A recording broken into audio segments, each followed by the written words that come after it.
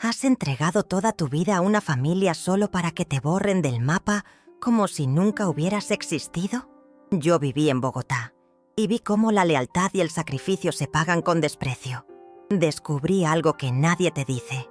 A veces, el silencio más profundo esconde la verdad más explosiva. La verdadera historia de una familia no se cuenta en un testamento, sino en un secreto guardado durante años. Imagina que el día que se supone que la familia se une, se convierte en el día en que te traicionan. Que una vida de cuidados y dedicación es descartada con un simple documento. Hoy te voy a mostrar cómo una anciana, subestimada y humillada por su propia sangre, usó su silencio como su arma más poderosa para desenmascarar la avaricia. Y te voy a revelar cómo puedes evitar que un acto de confianza te quite todo lo que es tuyo. Cada segundo importa, porque si dejas que el desprecio se apodere de tu dignidad, corres el riesgo de perder más que dinero. Quédate conmigo hasta el final y descubre el secreto que mi hermano y yo guardamos. Un secreto que hizo temblar a toda una familia. No vas a creer lo que pasó cuando saqué de mi bolso el verdadero testamento. Siempre me pregunté cómo sería ese día. Había imaginado 1000 escenarios, todos con finales distintos, pero nunca pensé que dolería tanto, ni que me sentiría tan sola, rodeada de gente. Me llamo Isabel Toledo, tengo 75 años y viví los últimos 20 dedicada a cuidar de mi hermano mayor, Ricardo. No tengo hijos, ni marido, ni muchas amistades. Lo que tenía era una rutina de silencios, medicinas, papeleo y noches sin dormir escuchando su respiración por si se interrumpía. Esa fue mi vida, y lo hice sin reproches, porque él, a pesar de todo, era lo único que me quedaba. Esa mañana, la casa olía a madera vieja y a tensión. Había café frío sobre la mesa del comedor y murmullos que venían del patio, donde mis sobrinos se paseaban como si fueran los nuevos dueños del mundo. Martín, el mayor, ya daba órdenes como si fuera el heredero universal, y probablemente lo sería. Siempre fue así, altanero, encantador con los demás, pero cruel en privado. Los otros lo seguían como moscas alrededor de la fruta podrida, esperando su parte. Nadie me dirigía la palabra. Yo era la tía Isabel, la solterona útil, la enfermera sin título, invisibilizada, hasta hoy. A las 11 en punto, el abogado llegó. Un hombre nervioso con los ojos húmedos y los papeles temblorosos. Lo conocía desde hace años, pero esa mañana no podía mirarme a los ojos. Se sentó en la biblioteca, ese cuarto donde Ricardo y yo pasamos tantas tardes en silencio, leyendo o hablando de política. Ahí, entre los estantes, se decidiría lo que quedaba de mi vida. Me senté en mi silla de siempre. Nadie me ofreció agua. Nadie me preguntó cómo me sentía. Yo era solo un mueble más en aquella sala. La lectura empezó, y con ella, una herida que no sabía que aún tenía. Martín recibe la propiedad principal y el 70% de las acciones del Grupo Toledo. Camila recibe.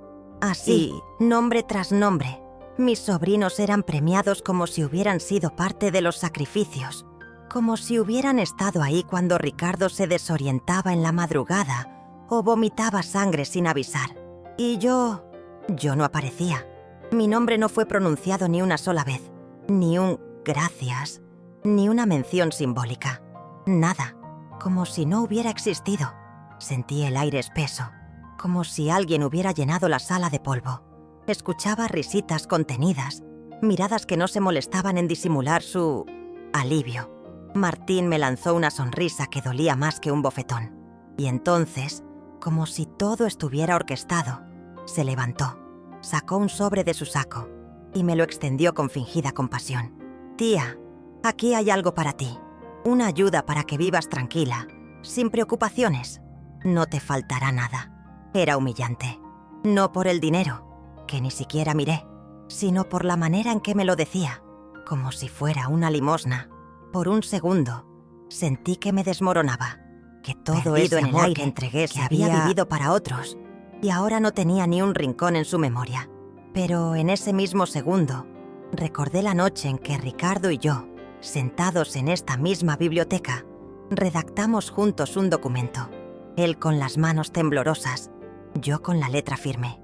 Un testamento, el verdadero, uno que se guardó en un lugar donde nadie pensó en buscar, porque Ricardo no confiaba en ellos, confiaba en mí. Me levanté sin prisa, con el corazón latiendo como si fuera a salirse del pecho. Caminé hasta mi bolso, que estaba a un lado del sillón. Lo abrí y saqué un sobre manila, grueso y cerrado con un sello antiguo. Lo coloqué en el centro de la mesa, justo encima del testamento leído, como quien cubre una mentira con la verdad. Nadie entendía qué hacía. Martín frunció el ceño. Camila tragó saliva. Yo los miré a todos, uno por uno, con los ojos llenos de lo único que me quedaba: dignidad. «Ese testamento que acaban de leer», dije con voz baja pero firme, «es una falsificación, ¿sabe? Y puse mi mano sobre el sobre. «Es el verdadero. Lo hicimos juntos, Ricardo y yo, hace años, cuando él todavía veía lo que ustedes eran en realidad. Él no era perfecto, pero era justo, y no me iba a dejar desprotegida sabiendo lo que ustedes son capaces de hacer». El abogado palideció. El sudor le corría por la frente, y por fin me miró, como quien ve una aparición que no esperaba. «Doña Isabel, ¿qué es esto?», balbuceó. Yo no respondí. Solo le hice un gesto para que lo abriera. Quedó muda, como si alguien hubiera cortado el aire de repente. Martín se inclinó hacia adelante, intentando alcanzar el sobre, pero el abogado lo detuvo con una mirada que, por primera vez, mostraba algo parecido a integridad. Mientras él rompía el sello con manos temblorosas, recordé la noche en que firmamos ese testamento. Ricardo me había pedido que no llorara, que no discutiera con nadie cuando él se fuera. «Solo muestra esto cuando llegue el momento», me dijo, «y deja que se caigan solos». Esa frase me había quedado grabada, como una promesa silenciosa. Él sabía lo que vendría, lo había previsto todo, porque me conocía y conocía a los suyos también. El abogado empezó a leer. La voz le temblaba al principio, pero a medida que avanzaba, el tono se volvía más seguro. Los rostros a mi alrededor se desfiguraban. Martín, que esperaba ser el dueño de todo, no recibía ni un tercio de lo que el testamento falso decía. Camila quedaba fuera por completo. En su lugar, aparecían nombres de antiguos empleados, vecinos a los que Ricardo quiso ayudar, y yo. Yo recibía la casa, los fondos de inversión y el control de las decisiones financieras de la familia. Todo. Era como si Ricardo hubiera querido dejar claro quién estuvo cuando más lo necesitó. Camila se puso de pie de golpe. «Esto es un truco, es una falsificación», gritó con la voz aguda, como si quisiera perforar la verdad con sus palabras. Pero el abogado levantó la mano, sacó un segundo documento del mismo sobre, un video. Don Ricardo dejó una grabación para validar este testamento. La tensión se volvió insoportable.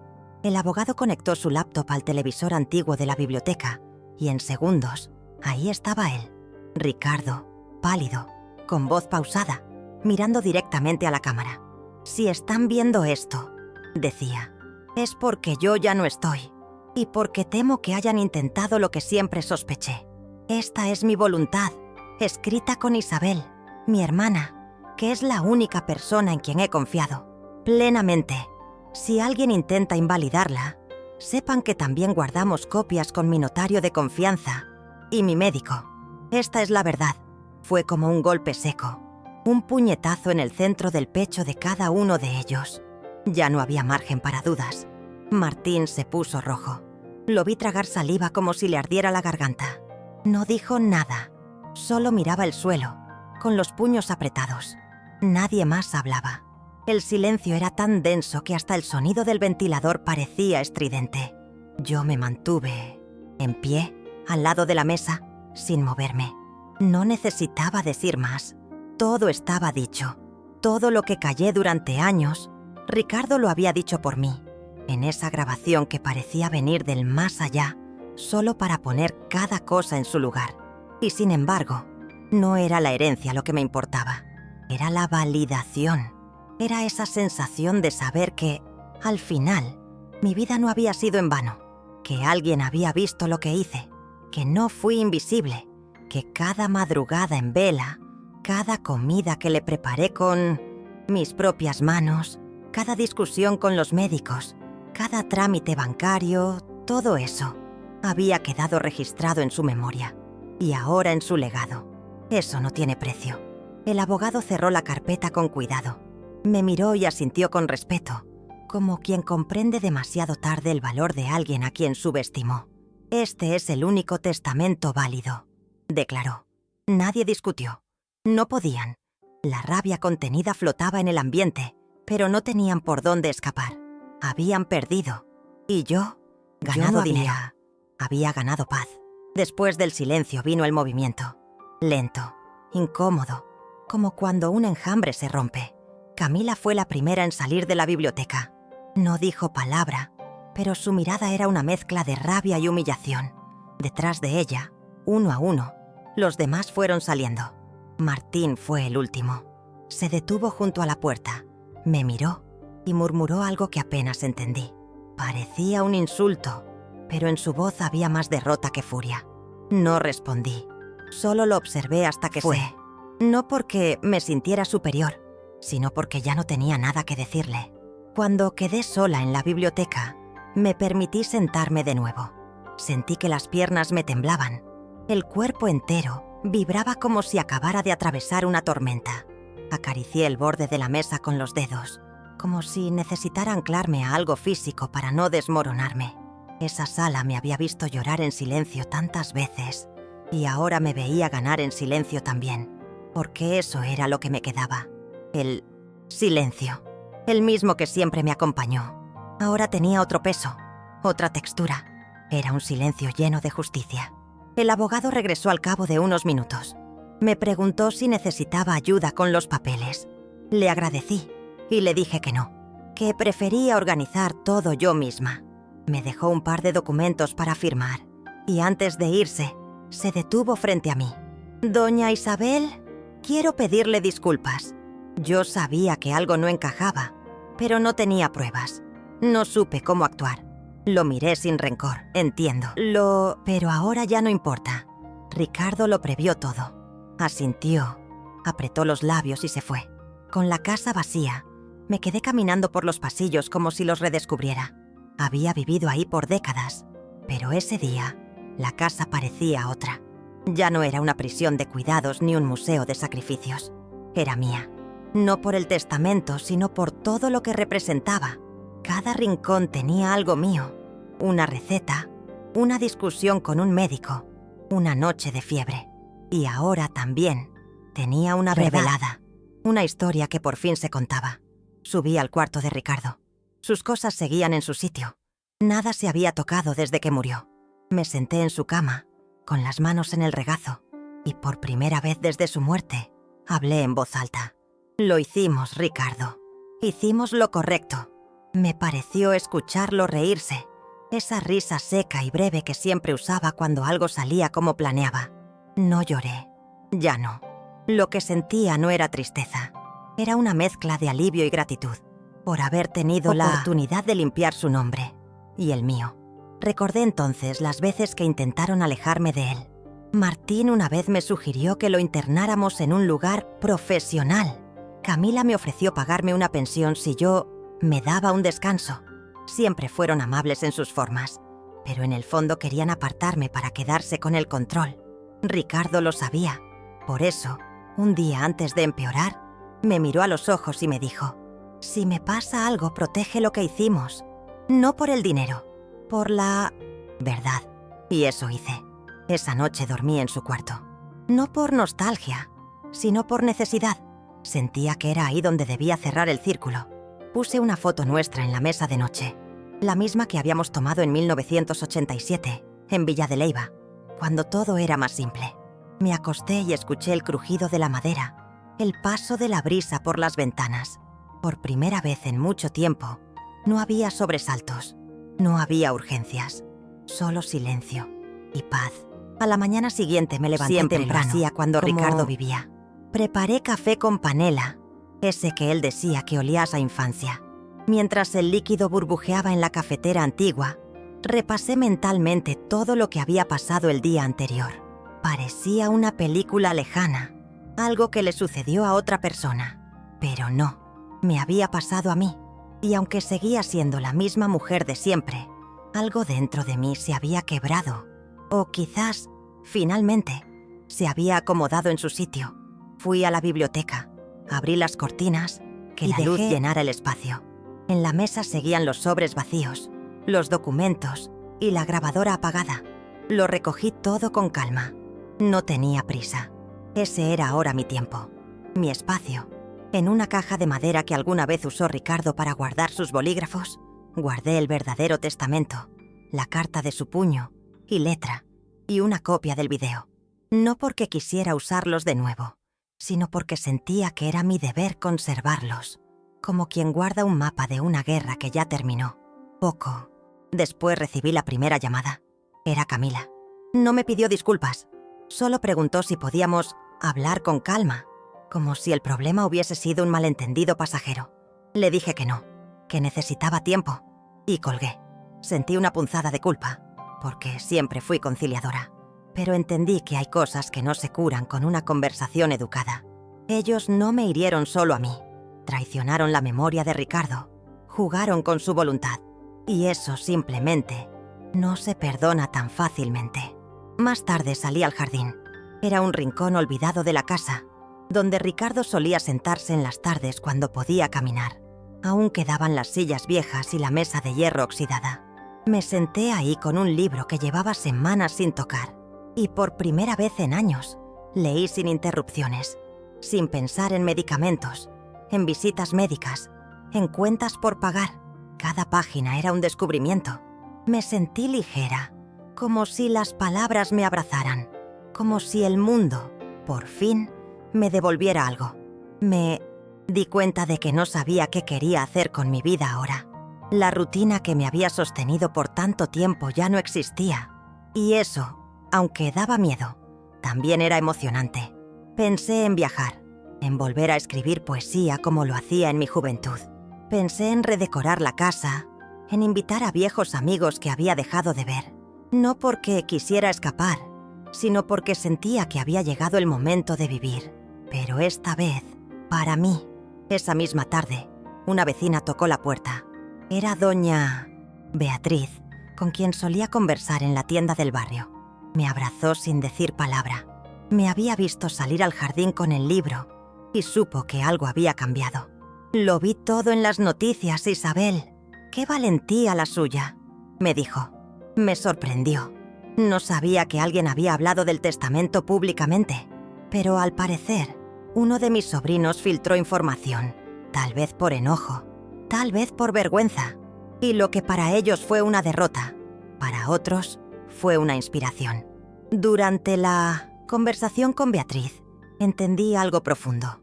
La historia de Ricardo y mía no era solo nuestra, era la historia de muchas mujeres que cuidan, que sostienen en silencio, que son invisibles hasta que alguien decide borrarlas por completo. Pero también era la historia de cómo una mujer puede recuperar su lugar sin gritar, sin venganza sangrienta, sin violencia, solo con memoria, verdad y firmeza. Sentí que mi historia tenía algo que decirle al mundo. Al caer la noche me senté a escribir. No para publicarlo, al menos no todavía, sino para dejar constancia, palabra por palabra. Reviví todo, desde el primer día de la enfermedad de Ricardo hasta ese instante en que coloqué el sobre en la mesa. Fue doloroso, sí, pero también sanador. Sentí que con cada línea recuperaba una parte de mí que había quedado atrapada en los años de cuidado y silencio. Era como abrir una ventana que llevaba demasiado tiempo cerrada. El tercer día después de la lectura del testamento, recibí una visita inesperada. Era Andrés, el hijo menor de Camila, un muchacho de unos 20 años, flaco, con los hombros caídos y una timidez que contrastaba con la arrogancia de su madre. Me pidió permiso para entrar. Traía una caja en las manos, envuelta en papel periódico. «Es de mi abuelo», me dijo. La abrí con cuidado. Dentro, encontré una colección de cartas que yo misma había escrito a Ricardo durante sus hospitalizaciones, guardadas y clasificadas por año. No sabía que él las había conservado. Me senté en el sofá, emocionada. mientras Andrés se acomodaba en una esquina del salón. Me explicó que las encontró escondidas detrás de una repisa del cuarto de Ricardo, junto a una nota manuscrita que decía: «Si algún día dudan de ella, aquí está la prueba de lo que hizo por mí». Me costó contener las lágrimas. Esas cartas eran mi manera de hablarle cuando el dolor lo hacía inaccesible. Le contaba sobre el jardín, los vecinos, hasta los programas de televisión que veía sola. Eran simples, pero estaban llenas de amor. Andrés me miró con respeto. «Yo no sabía todo esto, tía. Mi mamá nunca habló de lo que usted hacía por él. Solo decía que estaba cansada, que usted no aceptaba ayuda. Pero yo veo ahora que lo que no aceptaba era el abandono». Fue la primera vez que alguien de esa generación me dijo algo así. Un reconocimiento. Pequeño, pero real. Lo invité a cenar y compartimos sopa de arracacha, como las que hacía para Ricardo. Fue una noche simple, humana, verdadera. Fue después de que Andrés entendí que no todo estaba podrido en esa familia, que aún quedaban semillas limpias y que quizás no todo estaba perdido. Me prometí que no cerraría la puerta, pero tampoco la dejaría abierta para cualquiera. Aprendí, con sangre y silencio, que no todas las personas merecen el mismo acceso a uno. El cariño también necesita límites, y la dignidad empieza por saber cuándo decir que no, incluso a quienes llevan tu sangre. Al día siguiente, comencé a poner orden en los papeles de la casa. Había documentos que ni siquiera yo recordaba haber archivado. Facturas médicas, pólizas, cartas del banco, todo estaba ahí, como un testimonio burocrático de la lucha diaria que fue cuidar a Ricardo. Separé lo que era útil y quemé lo que solo traía peso. Vi cómo el fuego consumía aquellas carpetas llenas de firmas y sellos, y sentí que, por fin, cerraba un ciclo. Uno pesado, sí, pero también lleno de sentido. En uno de los cajones del escritorio de Ricardo, encontré una foto antigua. Los dos, sentados en una banca del Parque Nacional, él con un sombrero beige y yo con una blusa azul cielo. Detrás, con su letra firme, había escrito: «Mi hermana, la única que nunca se fue». Acaricié esa imagen como si pudiera atravesar el tiempo y decirle que yo tampoco me iría nunca. Al menos, no de su memoria. Porque al final, la verdadera herencia es esa. La forma en que uno vive en los recuerdos de quienes importan. Más tarde, una periodista local llamó. Quería hacerme una entrevista. «Su historia ha tocado a mucha gente, doña Isabel», dijo. Me negué con cortesía. No porque tuviera miedo, sino porque no quería que mi vida se convirtiera en espectáculo. Lo que viví fue real, doloroso, íntimo. No necesitaba aplausos ni titulares. Solo quería seguir viviendo en paz, con el corazón más liviano y la conciencia tranquila. Esa era mi victoria. No tener que justificarme ante nadie. Esa noche volví a escribir. Esta vez no fue sobre Ricardo, ni sobre el testamento. Fue sobre mí, sobre esa niña que soñaba con ser maestra de literatura, sobre la joven que renunció a todo por cuidar a un hermano, sobre la mujer que, a los 75 años, recuperó su nombre. Me descubrí en esas palabras como si fuera la primera vez que me escuchaba, porque a veces el mayor abandono no viene de los demás, sino de una misma. Y yo, por mucho tiempo, me había dejado en pausa. Pasaron los días y, poco a poco, la casa empezó a respirar diferente. Abrí ventanas que llevaban años cerradas, cambié las cortinas pesadas por unas de lino claro.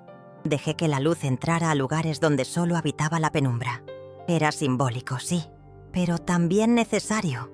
Quería que el espacio donde había servido y sufrido tanto ahora fuera un lugar para mí. No para olvidar a Ricardo, sino para reencontrarme con lo que había quedado dormido dentro de mí. Una mañana fui al mercado de Palo Quemao. Hacía años que no iba sola. Solía mandar a alguien o pedir por teléfono, pero ese día quería oler las frutas, tocar los tomates, regatear con las vendedoras. Compré hierbas frescas, café en grano, flores naranjas para la sala. Me sentí viva, activa, presente, como si mi cuerpo por fin entendiera que ya no tenía que cargar a nadie más, que podía ser liviano. que no estaba cometiendo un pecado por pensar en mí. Al volver, encontré una carta debajo de la puerta. No tenía remitente, pero reconocí la letra. Era de Martín. Me pedía una segunda oportunidad para hablar como familia. Decía que había sido presionado por sus hermanos, que no... Sabía que el testamento era falso, mentira evidente, y que deseaba que sanáramos las heridas del pasado. No respondí. Rompí la carta y la tiré al bote de basura sin siquiera pensarlo. No porque no creyera en el perdón, sino porque el perdón no siempre implica reconciliación. Algunas puertas deben permanecer cerradas. Esa misma tarde me senté en la terraza con el álbum familiar. Fui pasando página por página, deteniéndome en cada rostro, en cada sonrisa falsa, en cada gesto congelado. Había tantas fotos de Navidades, de cumpleaños, de reuniones donde yo aparecía al fondo, sirviendo la comida, limpiando los platos, sentada en una esquina, siempre ahí, pero nunca en el centro. Esa era la metáfora de toda mi vida, y por primera vez decidí cerrar ese álbum y no volver a abrirlo. Empecé uno nuevo. Compré un cuaderno de hojas gruesas y lo titulé Mi vida, desde el día en que volví a ser yo. Lo llené con fotos mías, actuales, sin maquillaje, con el cabello blanco suelto, sonriendo de verdad. Fotos del jardín, de mi plato favorito, de un libro abierto por la mitad. Eran imágenes simples, pero tenían algo que nunca había sentido antes. Autenticidad. No eran para agradar a nadie. Eran para mí, para recordarme quién soy cuando nadie me exige nada. Un fin de semana, sin avisar, viajé sola a Villa de Leyva. Era la primera vez que volvía desde aquella foto con Ricardo. Caminé por las calles empedradas con un sombrero ancho y gafas oscuras. Nadie me reconocía. Nadie me miraba como la tía Isabel, ni como la mujer del testamento. Solo era una señora mayor tomando un café, leyendo en una banca, riendo con el viento. Y eso era suficiente. Volver a un lugar como ese, después de todo, fue como cerrar un círculo sin dolor. Me hospedé en una posada sencilla.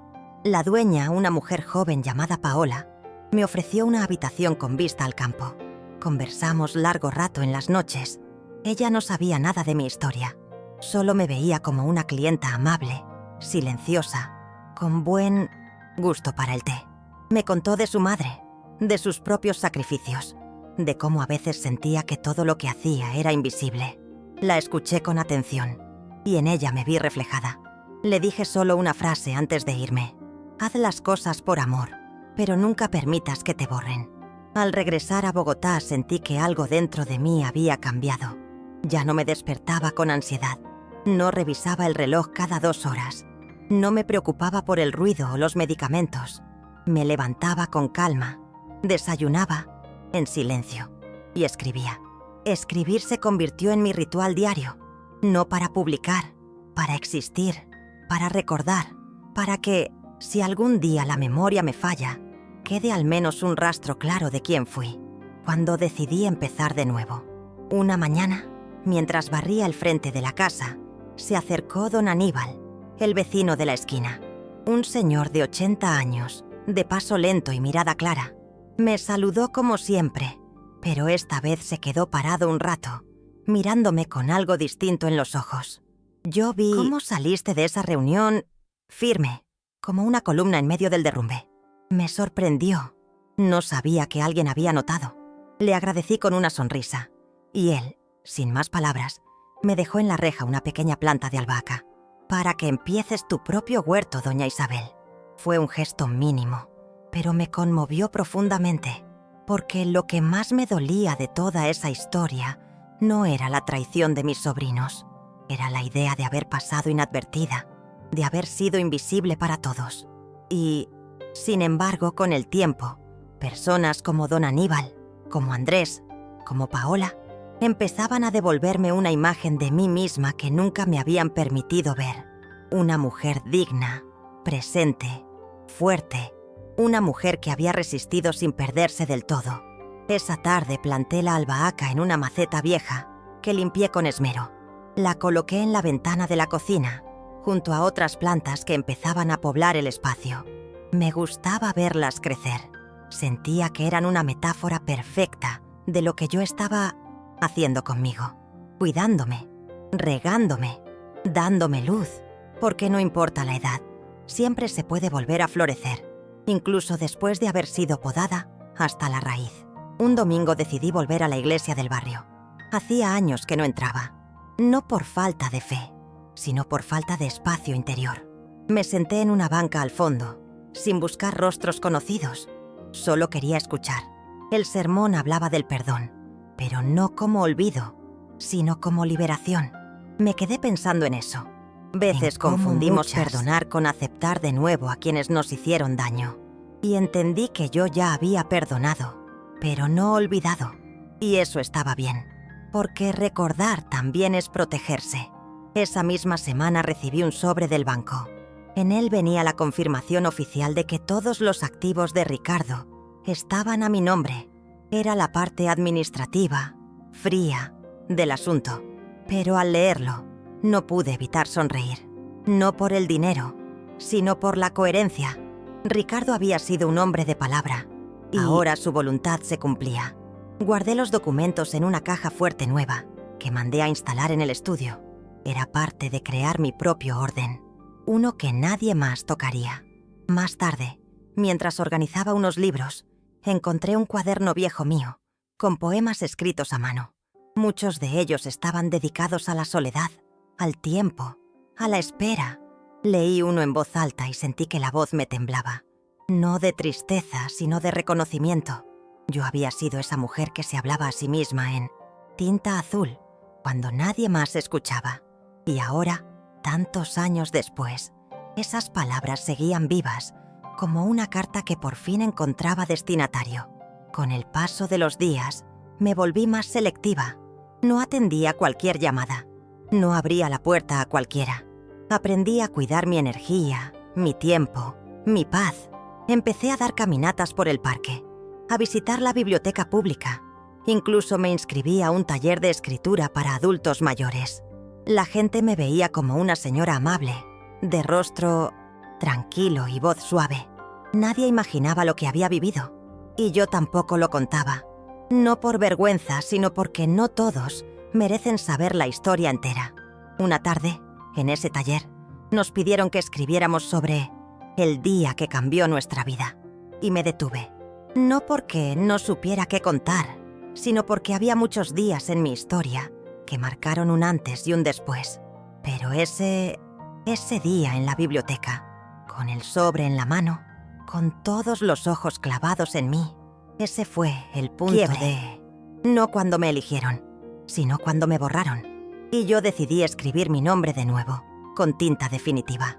Esa noche, al volver del taller, me senté frente al espejo del baño. Me observé con detenimiento, el rostro con arrugas profundas, las ojeras suaves, el cabello blanco atado en un moño flojo. No era una imagen triste, era real. Me sonreí. Por años me había visto como alguien en pausa, alguien que existía para otros, pero ahora, por primera vez, me veía como una mujer con historia. Una historia con dolor, sí, pero también con valor, con decisiones, con dignidad. Tomé la decisión de enmarcar una de las cartas de Ricardo, aquella donde decía que yo era la única que nunca se fue. La puse en la entrada de la casa, al lado de una pequeña repisa con flores frescas. No era para exhibirme, era un recordatorio, una forma de empezar cada día sabiendo que, aunque el mundo a veces me hubiera ignorado, alguien me vio, me reconoció, y eso bastaba para sostener todo lo demás. Poco después de eso volví a cruzarme con Martín. Fue en el supermercado del barrio. Nos miramos por unos segundos largos. Él iba con prisa, pero se detuvo. «Tía, yo...» empezó a decir algo, pero no terminé de escucharlo. Le puse una mano en el brazo, suave pero firme. «No hace falta, Martín». Le sonreí sin dureza, pero sin invitación. No había odio, pero tampoco lugar. A veces, la mayor muestra de amor propio es no retomar lo que te rompió. A los pocos días, Camila me llamó de nuevo. Dejó un mensaje. «Esta vez, sé que no merezco tu atención, pero quería que supieras que Andrés se fue a vivir solo, que está escribiendo sobre ti en su tesis de grado. Dice que fuiste su ejemplo de integridad. Escuché la grabación 2 veces. No respondí, pero esa noche encendí una vela en la cocina. Por Andrés, por los que sí miran, por los que entienden antes de que sea demasiado tarde. Sentí un calor en el pecho, como si una herida antigua finalmente cerrara. Un jueves por la tarde, mientras preparaba un guiso, sonó el timbre. Era una joven del canal comunitario del barrio. Habían escuchado sobre mí y querían hacer una entrevista para una serie de mujeres mayores que habían transformado su entorno. Al principio dudé, pero acepté, con una condición, que no hablaran de herencias ni escándalos. Quería contar otra historia, la historia de una mujer que volvió a la vida después de haber sido invisibilizada, que resistió, que se reconstruyó. El día de la grabación, me senté en el jardín. La joven me hizo preguntas suaves, respetuosas. Hablé de la importancia del cuidado, del silencio, del valor de quienes sostienen familias desde la sombra. No di nombres, no expuse a nadie. No era necesario. La verdad, cuando es firme, no necesita ruido. Al final me preguntó qué le diría a una mujer que se siente olvidada. Respondí sin pensarlo, que no espere a que alguien le dé su lugar, que lo construya, que lo habite, que lo defienda. La entrevista se emitió una semana después. Muchos vecinos me felicitaron. Algunos me abrazaron con ternura. Otros, que nunca antes me habían dirigido la palabra, comenzaron a saludarme con afecto. No porque fuera famosa, sino porque, por fin, me veían. Era extraño y hermoso. No necesitaba aprobación. Pero ser vista después de tantos años en la sombra era como respirar aire limpio por primera vez. Esa misma noche, mientras tomaba un té de toronjil en la terraza, miré el cielo y pensé en Ricardo, en todo lo que no dijimos, en todo lo que sí vivimos. Los ojos cerré y le agradecí en silencio, por confiar en mí, por protegerme incluso después de partir, por devolverme a mí misma y por enseñarme que, a veces, la justicia llega sin estruendo. Solo hay que tener el valor de esperarla de pie. Un domingo temprano salí a caminar por el Parque Simón Bolívar. Llevaba una chaqueta ligera y un termo con café. Me senté en una banca a observar a la gente pasar. Padres con hijos, parejas en bicicleta, abuelos leyendo el periódico. Me sentía parte del mundo, pero sin necesidad de rendirle cuentas a nadie. Era una libertad nueva. No buscaba miradas, ni compañía. Solo quería estar, respirar, sentirme viva sin deber explicaciones. Cerca de mí, una señora discutía con su hija. Era una conversación tensa, de esas donde el amor y la rabia se mezclan. No podía evitar escuchar. La madre decía, no todo en la vida es lo que te conviene. A veces, hay que quedarse por amor. Y la hija respondió, sí, pero no a costa de desaparecerse. Me estremecí. La frase era un espejo. Por muchos años yo también había creído que quedarse por amor era noble, pero ahora entendía que quedarse también puede ser una forma lenta de borrarse. Volví a casa con esa frase retumbando en mi cabeza. Abrí mi cuaderno y escribí, amar no es desaparecer, amar también es decir basta. Me quedé mirando esa línea largo rato. No era solo una reflexión, era mi vida entera comprimida en 10 palabras. A veces, la revelación más grande no llega con gritos ni portazos, sino con una frase que cae suave pero pesa toneladas. Me dolió, pero también me liberó, como si algo en mí hiciera clic. En los días siguientes, comencé a regalar cosas. Ropa que no usaba, libros duplicados, adornos que no me decían nada. No por tristeza, sino porque quería quedarme solo con lo esencial, con lo que tenía historia, lo que me hablaba. En el proceso, descubrí rincones olvidados de la casa, fotos dobladas entre páginas, cartas sin enviar. Era como escarbar en mi propia arqueología emocional. Cada objeto tenía una historia. Algunas dolían, otras me hicieron reír. Un día encontré una caja pequeña con las iniciales IT grabadas en la tapa. Dentro, había un broche antiguo que mi madre me dio cuando cumplí 15. No lo veía desde hacía décadas. Lo sostuve entre los dedos y sentí un nudo en la garganta. ¿Cuántas veces me había pospuesto? ¿Cuántas veces dejé de ser hija, mujer, persona, para ser solo hermana? No me arrepiento. Pero ahora, con ese broche en la mano, sentí la adolescente que fui me pedía una oportunidad, una más, aunque sea tarde. Así que una tarde cualquiera, sin razón aparente, me puse ese broche en la blusa. Me miré al espejo y me vi distinta, más erguida, más entera. No se trataba del objeto, sino del gesto. Era una forma de decirme, sigues aquí. Fui al mercado, al banco, a la biblioteca, con el broche bien puesto. Nadie lo notó, pero yo sí. Y bastaba. Era mi pequeño acto de rebelión, mi bandera silenciosa de existencia. Nuevo. Andrés me visitó. Venía con un cuaderno bajo el brazo. Me pidió leerme algo. Era el primer capítulo de su tesis. Se titulaba El legado invisible. Cada palabra me caló profundo. No solo hablaba de mí, sino de tantas otras mujeres olvidadas por el relato oficial de las familias. Su texto no era adulador. Era honesto, doloroso y necesario. Lo abracé cuando terminó y sentí que, de alguna manera, parte de mi historia ya estaba salvada. Esa noche soñé con Ricardo. Estábamos en la biblioteca.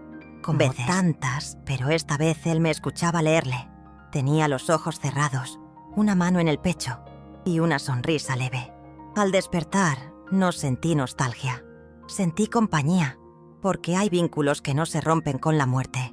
Hay presencias que siguen habitando los objetos, las palabras, los silencios. Y Ricardo, él nunca se fue del todo. Solo se transformó en memoria viva. Pasaron unas semanas y recibí una invitación inesperada. Una profesora universitaria había leído la entrevista del canal comunitario. Quería que diera una charla en su clase sobre ética, cuidado y memoria. Dudé al principio. No me consideraba experta en nada, pero ella insistió. Usted vivió algo que pocos tienen el valor de enfrentar. Su historia tiene lecciones que ningún libro enseña. Y acepté. No por vanidad, sino por respeto a lo vivido, por respeto a mí misma. El día de la charla me senté frente a un grupo de 20 jóvenes atentos. No llevé apuntes. Solo hablé. Les conté lo que significa cuidar sin ser vista, amar sin recibir nada a cambio, defender la verdad cuando todos están en tu contra. Les hablé de la dignidad que nadie te da, pero que una misma puede decidir no soltar. Al final una muchacha se me acercó y me dijo, «Usted me recordó a mi abuela. Siempre pensamos que no sentía nada, y ahora entiendo que sentía todo en silencio». Volví a casa en taxi, en silencio, mirando por la ventana como si Bogotá se hubiera transformado. Pero era yo quien había cambiado, porque por años creí que era una mujer sin historia. Y ahora veía que mi historia no era pequeña, solo era discreta, como esas semillas que crecen bajo tierra mucho antes de que alguien las vea florecer. Sentí una paz profunda, de esas que no hacen ruido, pero acomodan todo por dentro. A partir de ese día, empecé a recibir más cartas, de otras mujeres mayores, de cuidadoras anónimas, de nietas que habían visto la entrevista y querían comprender mejor a sus abuelas. Algunas me escribían con rabia, otras con ternura, pero todas coincidían en algo. Había una necesidad urgente de contar las historias silenciadas, de decir, yo también existí. Me tomé el tiempo de responder cada carta, no como una figura pública, sino como Isabel, como mujer. Una mañana de lluvia suave, me senté frente a la ventana con una taza de café. Pensé en todo lo que había pasado desde aquella lectura de testamento. Fue solo un día, un solo acto, pero había sido el terremoto que lo reacomodó todo. Me pregunté cómo estaría mi vida ahora si me hubiera quedado callada, si hubiera aceptado la limosna, si no hubiera sacado ese sobre de mi bolso. Y la sola idea me dio escalofríos, porque el silencio a veces también mata. Esa reflexión me llevó a escribir un ensayo que titulé «Cuando el silencio no es opción». Lo envié a una revista cultural local, sin esperar respuesta, pero un mes después me llamaron para decirme que lo publicarían. Me sentí pequeña e inmensa al mismo tiempo, no por el reconocimiento, sino por saber que mis palabras, nacidas del dolor, ahora servían para iluminar a otros, porque contar una historia verdadera es también una forma de salvarse, y de salvar a alguien más. Un día, mientras limpiaba el desván, encontré una caja con documentos antiguos de mi padre. Entre ellos, una libreta con notas dispersas. Descubrí que él también había sentido esa sensación de no ser escuchado, que también había escrito cartas que nunca envió. Me senté en el suelo con esa libreta sobre las piernas y sentí que el silencio era una herencia, que venía de lejos, pero también comprendí que tenía la oportunidad de romperla y que, de hecho, ya lo estaba haciendo. Esa noche, antes de dormir, escribí algo en mi cuaderno personal. No fui madre, pero parí una historia. No dejé herederos, pero dejé testimonio. No levanté una familia, pero levanté una verdad. Cerré el cuaderno con suavidad, como quien abriga a una niña dormida, porque en el fondo, yo también era esa niña que por fin, a los 75 años, había sido escuchada. Más para y ya no necesitaba viva. Con el paso del tiempo, empecé a recibir invitaciones a más espacios. Clubes de lectura, encuentros de mujeres mayores, incluso una radio local me pidió leer fragmentos de mis textos al aire. Aceptaba con gusto, pero siempre con la misma condición, que no me presentaran como la mujer del testamento, sino como Isabel, nada más, porque esa etiqueta, aunque poderosa, no era mi historia entera. Era solo la puerta por la que algunos habían empezado a verme.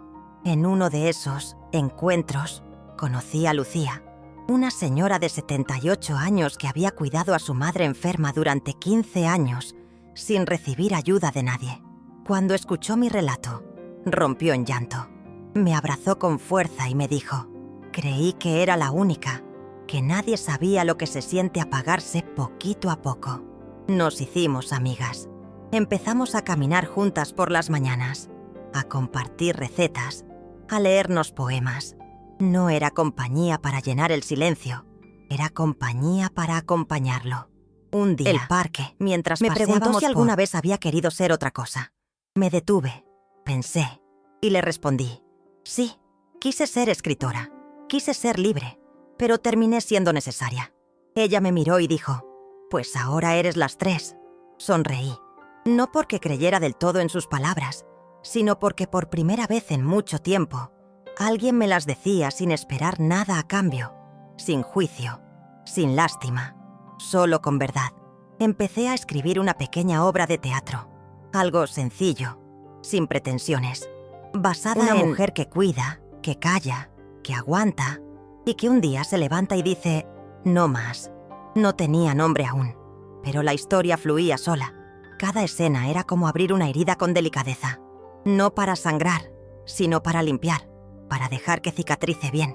A veces lloraba escribiendo, otras veces me reía sola, recordando frases de Ricardo, gestos que solo yo conocía, y era como tenerlo de vuelta por un rato. El proceso de escribir esa obra me ayudó a reconciliarme con partes de mí que había dejado en el camino, con mis deseos postergados, con mis enojos no expresados, con mis sueños guardados en cajas mentales que decían algún día. Y ahora, a los 75 años, entendía que ese algún día era hoy, que no tenía que esperar más, que nadie iba a darme permiso para vivir mi propia vida, que ya era hora de dejar de pedirlo. Una tarde de domingo, me senté en el jardín con una taza de chocolate caliente y un libro abierto en el regazo. El sol caía suave sobre los helechos y las bugambilias que había plantado semanas atrás. Cerré los ojos y sentí el aire moverme el cabello. Pensé: estoy bien. No era una declaración ruidosa. Era un susurro interno, profundo, que no buscaba convencer a nadie. Era simplemente verdad. Y en ese momento, supe que no necesitaba nada más. Andrés me visitaba con frecuencia. A veces, solo pasaba a saludar. Otras veces se quedaba a leerme avances de su tesis. Me contaba que había decidido estudiar un posgrado en estudios de género y memoria, que quería dedicarse a investigar las historias no contadas. Me emocionaba escucharlo, no porque se tratara de mí, sino porque alguien tan joven entendiera el valor de lo que se calla, de lo que se deja fuera del relato oficial. Un día me regaló un cuaderno nuevo, con la portada en cuero y las hojas de papel grueso. «Para que sigas escribiendo, tía», me dijo. Lo abracé con ternura. No le dije que ya tenía varios empezados. No importaba. Lo que valía era el gesto, el reconocimiento, la cadena de memoria que no se rompe. Esa transmisión silenciosa que va de una generación a otra, como un susurro que viaja por las venas y dice: lo que viviste importa, lo que fuiste merece ser contado. Tiempo después, recibí una carta oficial del juzgado notificando el cierre definitivo del proceso sucesorio de Ricardo. Todo había sido validado. Ningún recurso presentado por mis sobrinos había prosperado. Era un cierre legal, pero también emocional. Sentí una mezcla de alivio y vacío, porque aunque había ganado, no dejaba de doler el hecho de que todo eso hubiera sido necesario. Que la familia se rompiera así, por codicia, por soberbia. Pero también entendí que uno no siempre puede evitar las rupturas. A veces, solo puede sobrevivirlas con dignidad. Decidí enmarcar ese documento también, no como un trofeo, sino como una señal de que la verdad, cuando se defiende con firmeza, encuentra su lugar. Lo colgué en un rincón discreto del estudio, cerca de los libros de historia y ética que Ricardo tanto amaba. Ahí quedó, entre páginas y palabras, como parte del legado, porque hay documentos que no son solo papel, son testimonio, son memoria escrita. Una tarde lluviosa, mientras preparaba sopa de lentejas, recordé una frase que Ricardo solía decir cuando hablábamos del futuro. Tal vez yo no vea los frutos, pero tú sí. En ese momento no la entendía del todo. Ahora sí, él había sembrado en silencio, conmigo, una forma distinta de justicia. Y esos frutos no eran casas ni cuentas bancarias. Eran esta claridad, esta capacidad de mirar atrás sin vergüenza, sin culpa, sin miedo. Recibí una invitación para participar en una antología de relatos de mujeres mayores. Dudé. Parte de mí pensaba que ya había contado suficiente. Pero otra parte, la más viva, la más nueva, me dijo: aún hay más que decir. Así que escribí un texto breve, conciso, sobre el día en que fui borrada. Y decidí reaparecer. Lo titulé El día que saqué el sobre. Fue publicado sin modificaciones. Y recibió cartas de lectoras que nunca había visto en mi vida. Mujeres de otras ciudades, de otros países incluso. Todas diciendo lo mismo. Gracias por contar lo que muchas no pudimos. Aquello me hizo pensar en algo que aún no había hecho. Visitar la tumba de Ricardo. Había evitado ese momento durante meses. No por falta de amor, sino por respeto. No quería ir con rabia, ni con tristeza. Quería ir en paz, y cuando sentí que era el momento, compré unas flores sencillas, me puse una bufanda que él me regaló un invierno, y caminé hasta el cementerio con paso firme, sin dramatismo, como quien va a cerrar un ciclo con gratitud. Me senté frente a su lápida en silencio. No recé, no lloré, solo hablé con él como solíamos hacer en la biblioteca. Le conté todo, cada detalle, cada decisión. Le dije que cumplí su voluntad, que me sostuve cuando todo se venía abajo, que no permití que me borraran y que ahora, por fin, podía vivir en paz. El viento soplaba leve entre los árboles, como si él respondiera a su manera. Me despedí con un gesto suave, con la mano en el mármol frío, y supe que no necesitaba volver muchas veces. Él ya estaba en mí. En el camino de regreso a casa, me crucé con una niña de unos 10 años que vendía dulces. Le compré uno y le pregunté su nombre. Isabel, me dijo. Sonreí sin poder evitarlo. No era una coincidencia mágica. Era una simpleza que me tocó el alma, porque ese nombre, por mucho tiempo tan callado, tan olvidado, ahora me sonaba fuerte, vivo, presente, como si el mundo me lo devolviera en pequeñas dosis, en gestos mínimos, pero llenos de sentido. Esa noche escribí una carta para mí misma. No para leerla luego, ni para guardarla, solo para escribirla. Decía: querida Isabel, te perdono por haberte callado tanto, por haberte puesto siempre al final, por haber creído que no merecías más, pero también te felicito, porque un día dijiste basta, y lo hiciste con elegancia, con inteligencia y sin rencor. Al terminarla, la rompí en pedacitos. y me fui a dormir con el corazón más liviano que nunca. Pasaron los meses y el jardín se llenó de vida. Las bugambilias trepaban por la reja con libertad. Los helechos rebosaban en las esquinas y la albahaca de don Aníbal se había multiplicado. Cada planta era una pequeña celebración. No eran decorativas, eran testigos de mi reconstrucción, de mis silencios rotos, de mi regreso a mí misma. Me gustaba regarlas al amanecer, hablarles bajito, como si entendieran, y quizás lo hacían, a su manera. Una mañana encontré en la puerta un pequeño sobre blanco, sin remitente. Dentro había una nota. Gracias por hacerme ver a mi abuela con otros ojos. Andrés. No decía más. No necesitaba decir más. Me senté en las gradas de la entrada con esa nota entre las manos y supe que, de todas las cosas que había hecho, quizás esa era la más importante. Cambiarle la mirada a alguien. Porque a veces no es necesario cambiar el mundo. Basta con cambiar el corazón de una sola persona. A finales de ese año, fui invitada a una feria del libro local. Iban a presentar la antología donde salió mi texto. Me senté entre autoras que tenían libros publicados, carreras largas, aplausos asegurados. Yo era la mayor, la menos conocida, pero cuando me llamaron al micrófono, el auditorio guardó silencio. Leí mi relato con voz firme. Cuando terminé, no hubo aplausos ruidosos ni lágrimas exageradas. Hubo algo mejor, un silencio respetuoso, denso, lleno de presencia. Sentí que cada palabra había llegado a donde debía. La presentación. Después de una joven se me acercó y me dijo que había traído a su madre solo para escucharme.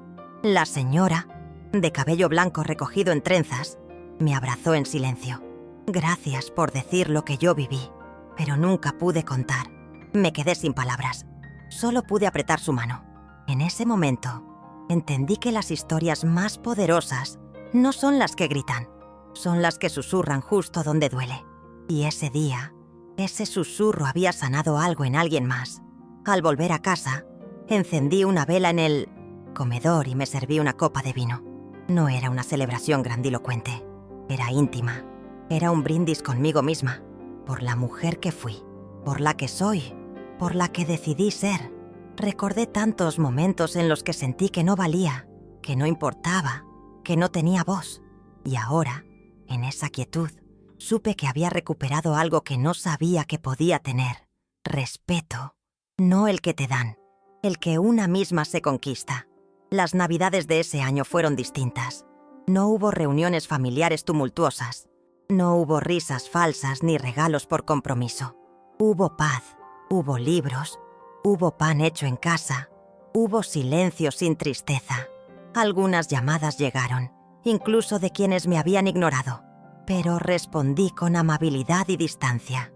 No por orgullo, por cuidado, porque ahora sabía que mi tiempo era sagrado, que mi presencia no era gratuita, que ya no tenía que estar donde no me valoraran. Empecé a recibir postales desde otras ciudades. Mujeres que me escribían sus historias, sus pérdidas, sus resistencias. Algunas me contaban cómo enfrentaron situaciones similares. Otras solo agradecían por haber puesto en palabras lo que yo nunca supe decir. Respondí a cada una con calma, a veces con cartas largas, otras con una sola frase. Te creo, y tu historia importa. Porque a veces eso es todo lo que una necesita para no rendirse, que alguien la crea. Una noche, mientras llovía suave sobre Bogotá, me senté a escribir el inicio de algo nuevo. No era un diario, no era una carta, era una novela, basada en muchas mujeres que conocí, inspirada en dolores reales, pero tejida con imaginación. No sabía si algún día la terminaría, pero no importaba, porque lo que contaba no era el resultado. Era el gesto, el atrevimiento de decir, todavía tengo cosas que contar. Y eso, a mis 76 años, era más que suficiente. Una tarde cualquiera, mientras barría la entrada de la casa, una vecina joven se me acercó con su hija pequeña. «Mi mamá la admira mucho», dijo la niña con timidez. Su madre asintió y agregó, «Mi mamá dice que usted es la prueba de que se puede empezar de nuevo a cualquier edad». Me reí con ternura. No me consideraba ejemplo de nada, pero entendí que muchas veces las personas necesitan espejos posibles. Y si mi historia servía para eso, ya valía la pena haberla contado. Volví a la biblioteca de la casa y releí algunas de mis cartas antiguas. Muchas estaban marcadas con fechas de momentos clave, diagnósticos, ingresos al hospital, cambios en los tratamientos de Ricardo. Pero entre esas, encontré una que nunca había enviado. Estaba dirigida a mí misma. Decía: no olvides quién eras antes de que te necesitaran, y no renuncies a volver a serlo cuando ya no te necesiten. La firmé ese mismo día, como si cerrara un pacto con mi propia alma. Decidí donar parte de la herencia a una fundación que trabaja con mujeres cuidadoras. Lo hice de manera anónima. No buscaba reconocimiento. Solo quería que otras no pasaran solas lo que yo pasé en silencio. Sabía que dinero no curaba todo, pero podía aliviar un poco el peso. Y ese pequeño gesto me devolvió algo más profundo: la certeza de que los recursos también pueden ser herramientas de reparación. No para vengarse, sino para sanar. En uno de mis últimos encuentros con Andrés antes de que viajara al extranjero, me dijo algo que me quedó grabado. Tú no fuiste una figura secundaria. Tú fuiste el hilo que mantuvo la trama unida, aunque nadie lo supiera. Y mientras lo abrazaba en la puerta, sentí que, aunque la sangre no siempre garantiza familia, la memoria compartida puede crear lazos igual de fuertes. Él no era solo el hijo de mi sobrina. Era, en parte, el hijo que nunca tuve. Durante mi cumpleaños número 76, no hice una gran celebración. Solo invité a 2 amigas, preparé una comida sencilla y puse música de vinilos antiguos.